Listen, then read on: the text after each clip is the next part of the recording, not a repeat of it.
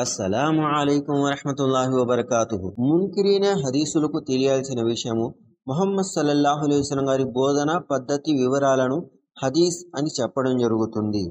అల్లాహ్ సుబ్హానహు వ తఆలా ప్రవక్త గారి గురించి ఖురాన్ గ్రంథంలో తెలియచేశారు. లఖద్ మన్నల్లాహు అలల్ ముమినీన ఇద్ బఅస ఫీహిం రసూలం మిన్ అన్ఫుసిహిం.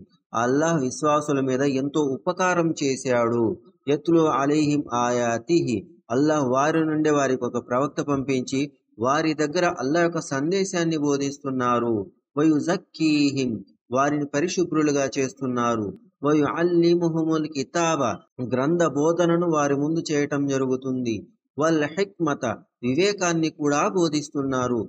వైన్ కారు మిన్ కబ్లు లఫీ దొలాలిం ముబీన్. అంతకుముందు వారు అంధకారంలో జీవించేవారు.